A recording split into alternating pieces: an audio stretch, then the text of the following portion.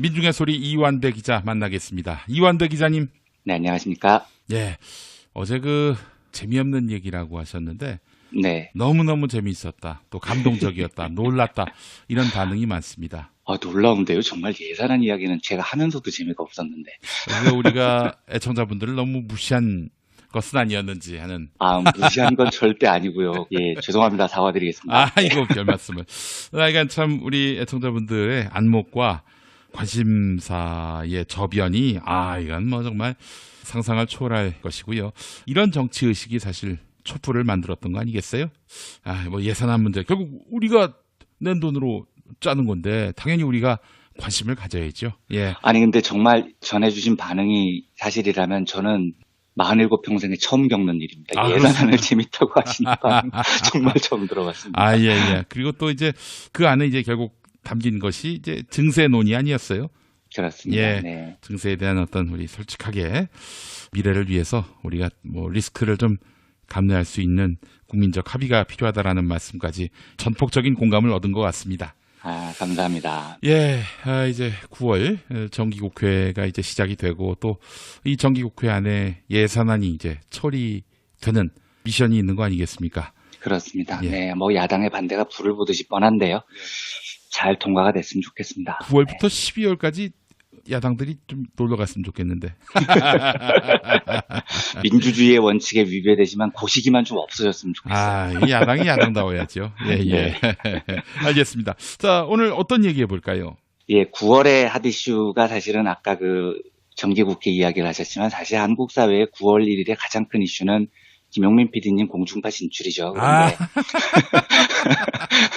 그런데 9년 역사 만의 큰일인데 8월의 마지막에 굉장히 중요한 판결이 나왔습니다. 예. 기아자동차 노동조합의 통상임금 청구 소송에 대한 이야기를 드리려고 합니다. 이게 7년을 끈 소송인데요. 예. 어제 서울중앙지법 민사합의 41부에서 판결이 나왔습니다. 노동조합이 일부 승소 판결을 받아냈어요.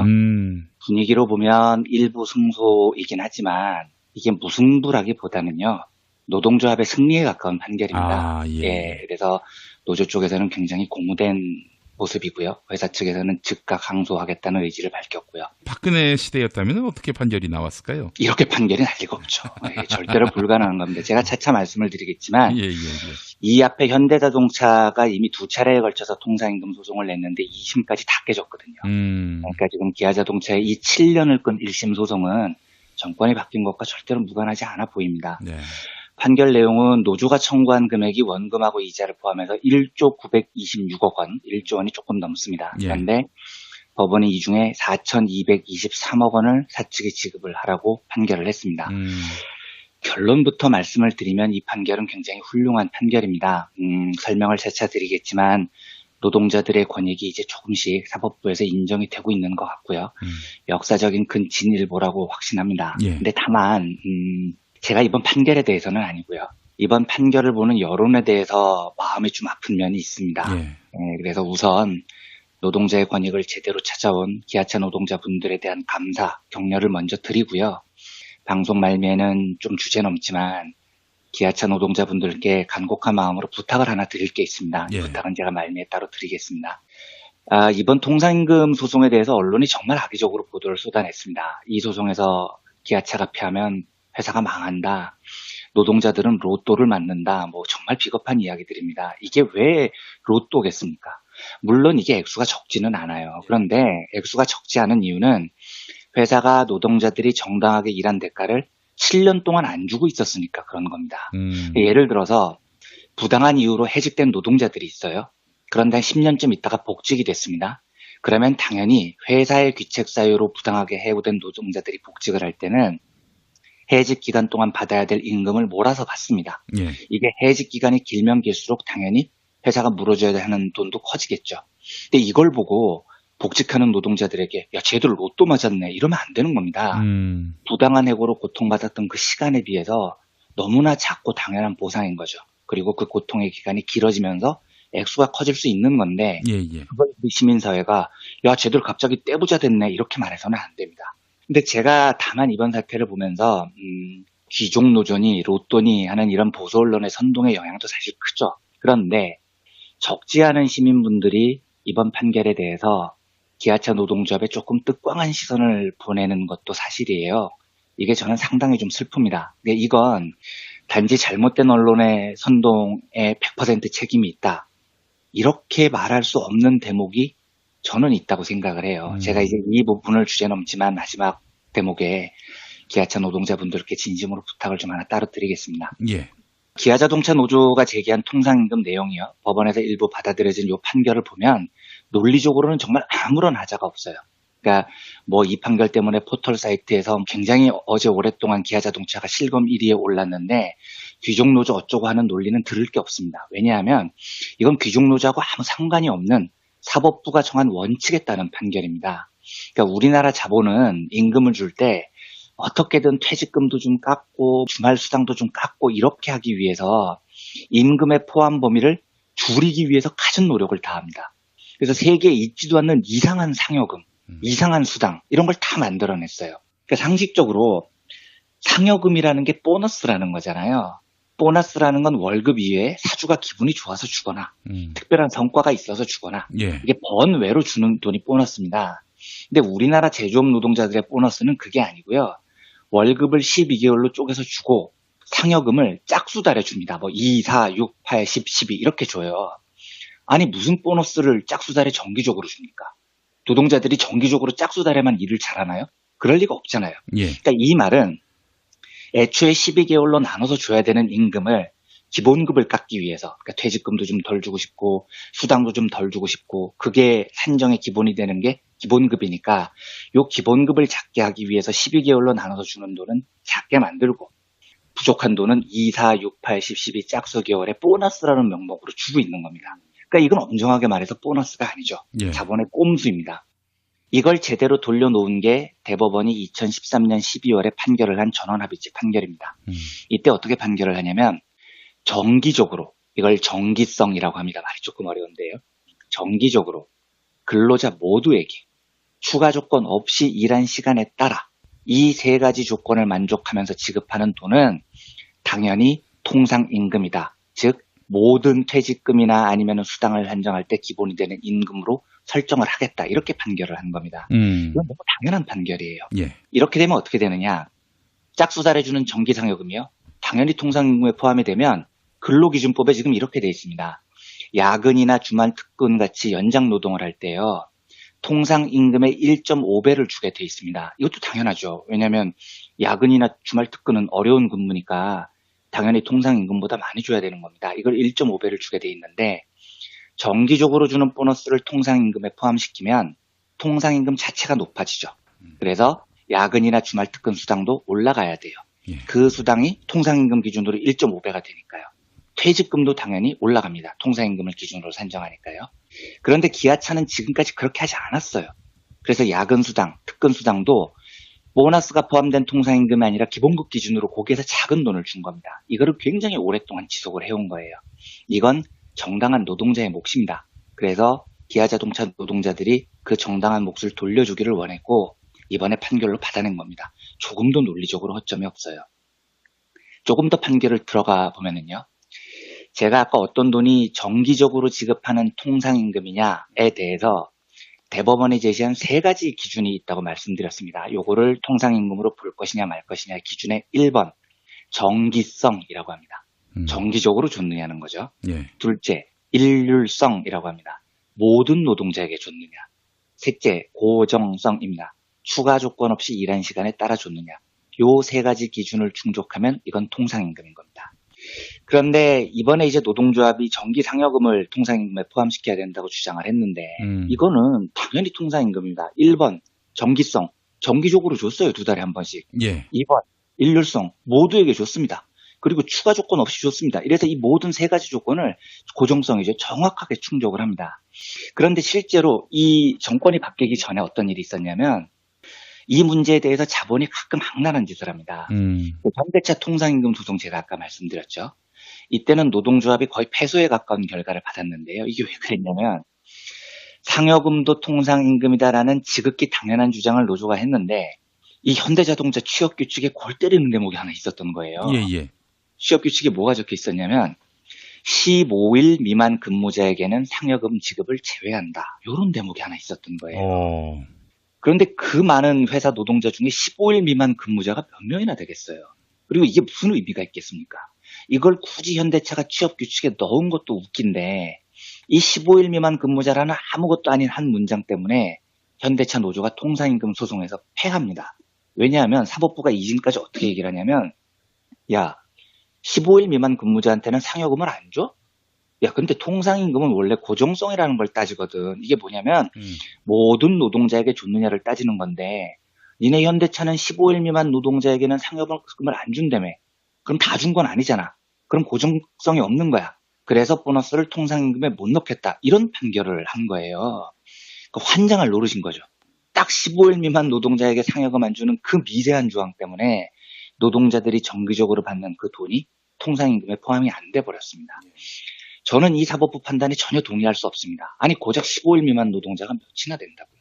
그것 때문에 모두에게 준 게 아니다? 라고 판단을 한 건 저는 동의를 할 수가 없어요. 그런데 어쨌든 지금까지 이렇게 판단을 해왔습니다. 그런데 이번 기아차 노조의 통상임금권에는 이런 꼼수 부릴 일도 없었습니다. 왜냐하면 기아차 취업 규칙에는 그런 규정이 없었거든요. 모든 상여금은 모두에게 하루 단위로 기준으로 계산을 해서 줬습니다. 그러니까 이번 승소는 너무 당연한 거였죠. 또 한 가지 이번 소송의 쟁점 중에 신의칙이라는 희한한 단어가 하나 있습니다. 이게 그 대법원이 판결을 하면서 만들어낸 단어인데 신의 성실의 원칙의 준말입니다. 이걸 신의칙이라고 줄여 불러요. 근데 과거에 대법원이 어떻게 판결을 하냐면 통상임금이 늘어나면서 회사가 임금을 더 물어야 할 때가 됐을 때 요거 하나는 좀 고려를 해야 한다. 이런 판결을 한 적이 있습니다. 어떤 걸 고려해야 되냐면 신의 성실의 원칙을 위반해서는 안 된다는 겁니다.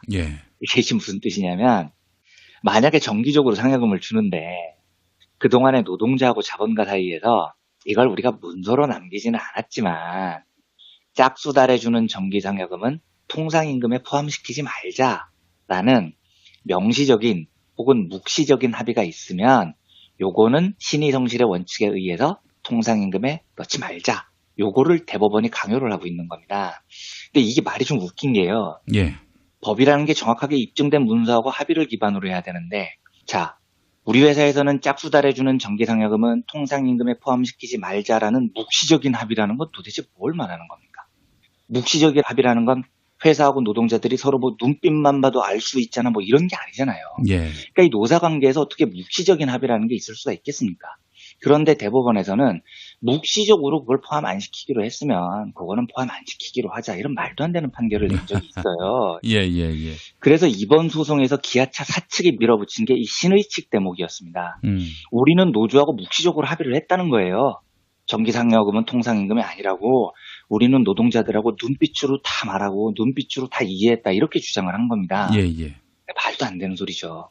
그러니까 실제로 눈빛만 보고 서로 합의를 했느냐 노조에 물어보면 눈빛 같은 소리 하고 있네 이렇게 얘기를 하는 겁니다. 우리는 한 번도 동의한 적이 없었고 눈빛 교환한 적도 없었으며 지금까지 발표된 임금 협상안 어디에도 그런 묵시적인 합의문에 대한 기록이 없었습니다. 그러니까 당연히 이것도 받아들여지지 않았던 거죠.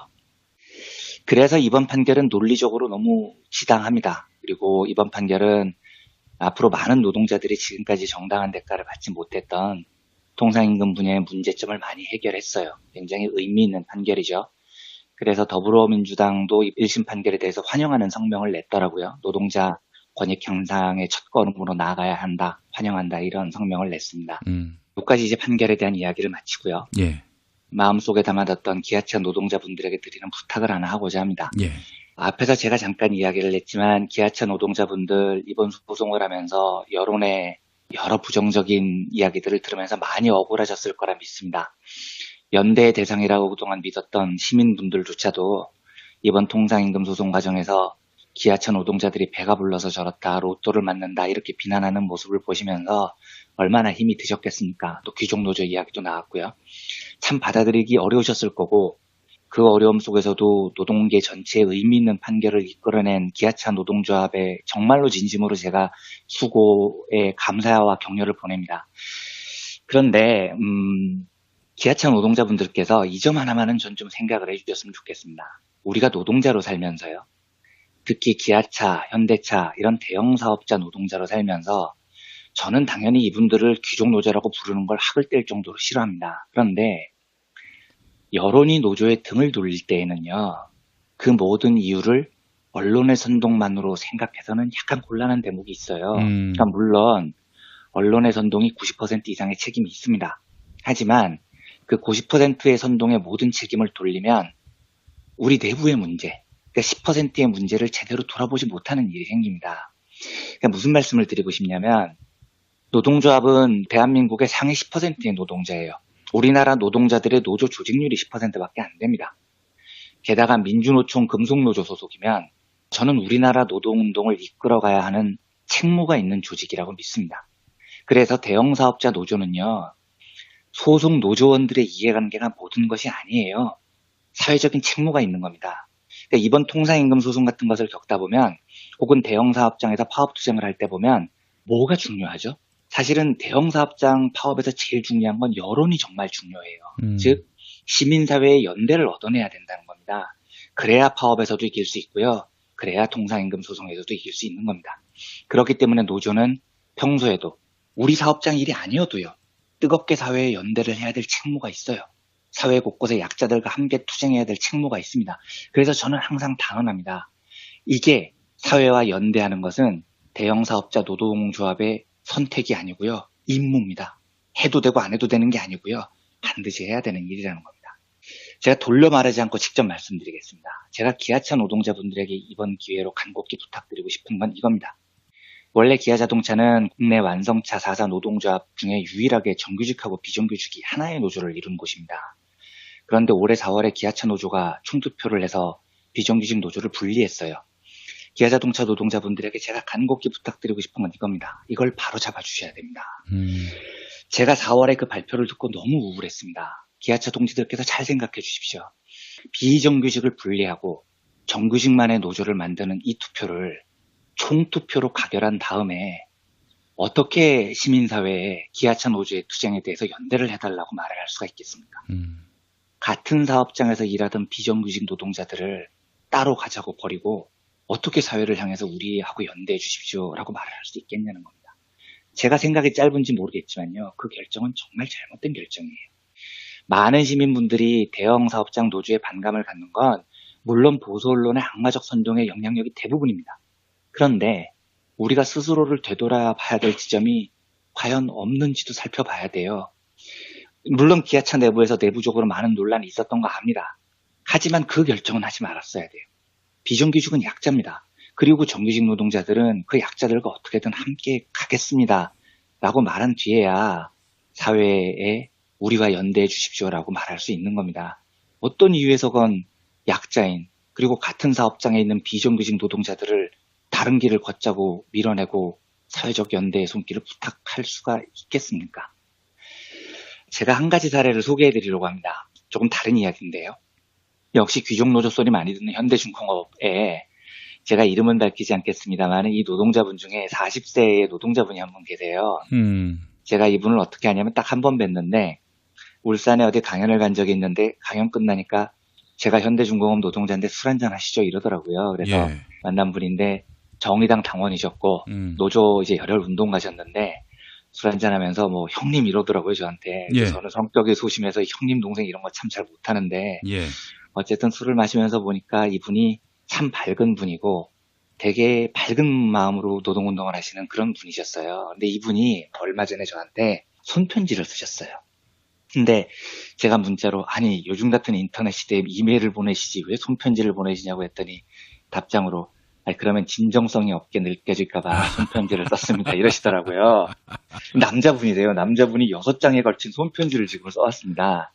그런데 내용이 뭐냐면 현대중공업 노동자들이 이런 일을 겪고 있다 이런 이야기가 아닙니다. 이분이요. 울산과학대 청소 노동자분들이 지금 굉장히 어려운 투쟁을 하고 계시거든요. 그런데 이 청소 노동자분들 투쟁에 연대하기 위해서 낮에는 현대중공업에서 일하고 밤에는 거의 매일 밤마다 여기서 연대 투쟁을 하시는 분이에요. 그래서 이분이 울산과학대 청소 노동자분들의 상황을 6장에 걸쳐서 손편지로 보내온 겁니다. 그러면서 이제 취재와 보도를 부탁한다 이렇게 편지를 보내셨어요. 제가 이 편지를 보면서 진짜 이분의 마음이 절절하게 와닿더라고요. 그리고 청소 노동자들의 아픔도 정말 가슴으로 느껴지고요. 오늘 주제와 다르지만 울산과학대 청소 노동자분들의 현실을 전하고 싶어서 그 편지 몇 대목만 잠깐 좀 읽어드리려고 합니다. 이곳은 울산과학대 청소 노동자 소속 농성장입니다. 지금 1150여일 진행 중이고 5번째 농성장입니다. 이전에 4곳의 농성장은 모두 공권력의 힘에 의해 점거당하고 쫓겨났습니다. 투쟁의 시작은 2014년 6월 16일. 당시 최저시급 5,210원. 하지만 생활임금에 못 미치는 돈이었고 시급 6,000원으로 인상을 요구했다는 이유로 집단 해고됐습니다. 그 이전 2007년 집단 해고가 있었지만 투쟁으로 승리했고 고용합의서까지 작성했지만 그 고용합의서 2014년에는 휴지 조각이었습니다. 그것은 시작이었습니다. 학교 내에서 농성장을 설치했다는 이유로 1인당 660만 원의 가압류를, 학교 바깥의 땅에 농성장을 설치했다는 이유로 또다시 1인당 8,200만 원의 압류, 생활임금 6,000원을 요구했다는 이유로 집단해고 1억 가까운 압류, 업무방해로 벌금과 실형, 자본가 사법부를 원망하지 않을 수 없는 상황인 거죠. 이 기자님, 여기까지 읽으시면서 화를 내시면 안 됩니다. 기자님의 경제 속사를 통해서 알 수 있었지만 현대 자본 정말 악랄합니다. 1. 학생회를 이용해서 투쟁 승리 기원하는 리본을 수시로 철거합니다. 현수막을 칼로 찢어버리는 것은 기본이죠. 학생들을 동원해서 지금 이 짓을 하고 있다는 겁니다. 교수와 학생들이 고민을 합니다. 어떤 고민이냐고요? 청소 노동자를 효과적으로 괴롭힐 수 있는 방법을, 그리고 그것을 학점에 반영한다고 합니다. 학생회장 입장으로 공문을 발표합니다. 청소 노동자 나쁜 사람, 연대하는 노동자 주동지를 전문 시위꾼, 외부 세력으로 규정하고 고립시키고 있습니다. 학교 입구에는 큰 체육관이 있는데 지역 주민들이라면 누구나 이용 가능하지만 체육관 입구에 대문자 크기의 공문, 법원에서 나온 것으로 지역과 학교 내에서도 고립시키고 있습니다. 이러한 과정을 통해서 열심히 활동하는 학생을 학교장 추천서를 통해서 현대자본 기업의 정규직으로 입사를 시키는 것은 지역사회의 민낯입니다. 이렇게 적혀 있습니다. 이것보다 굉장히 긴 문장들이 있습니다. 만 65세의 노동자들이 지금 해고를 당했고 단지 시급 6,000원을 요구를 했다는 이유로요. 그리고 엄청난 압류 소송을 지금 당하고 농성장을 쫓겨다니면서 지금 투쟁을 하고 계십니다. 이 40세 젊은 노동자분의 이 편지를 읽고 저는 울산과학대 청소 노동자분들이 이렇게 암울한 현실을 겪고 있는지 솔직히 죄송스럽지만 처음 알았습니다.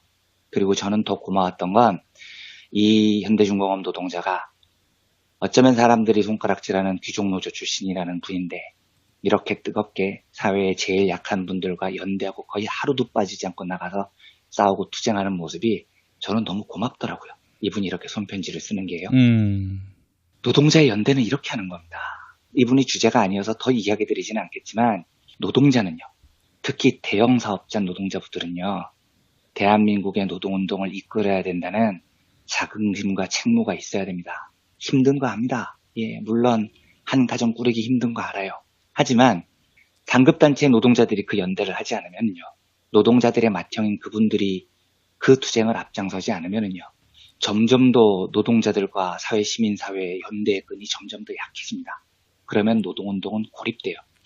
그래서 제가 주저넘지만 기아차 노동자분들에게 간곡히 부탁드립니다. 올해 4월에 내려진 결정을 어떻게 해서든지 다시 바로 잡아주셔야 됩니다. 그렇게 사업장에서 비정규직과 연대를 먼저 만들어 나가야 우리 노동자들이 시민사회에도 당당하게 연대의 손길을 구할 수 있는 겁니다. 아무튼 주제 넘은 부탁은 제가 이 정도로 드리고요. 결론적으로 말씀드리면 통상임금 소송 승리를 진심으로 기쁘게 받아들입니다. 예. 이 소송을 이끈 기아차 노동자들에게 감사드리고 축하드립니다. 그리고 이 일이 노동자들의 정당한 권익을 찾는데 소중한 첫걸음이 됐으면 좋겠습니다. 예, 알겠습니다. 뼈 있는 조언도 하셨습니다. 네. 많이 주제 넘은 이야기죠. 네. 네. 근데 꼭 적지 않은 분들이 우리 이완배 기자님처럼 생각하고 있다는 거 우리 기아 노동자들이 잘 헤아려 줬으면 좋겠습니다. 네. 자, 이완배 기자님 내일 뵙겠습니다. 네, 감사합니다.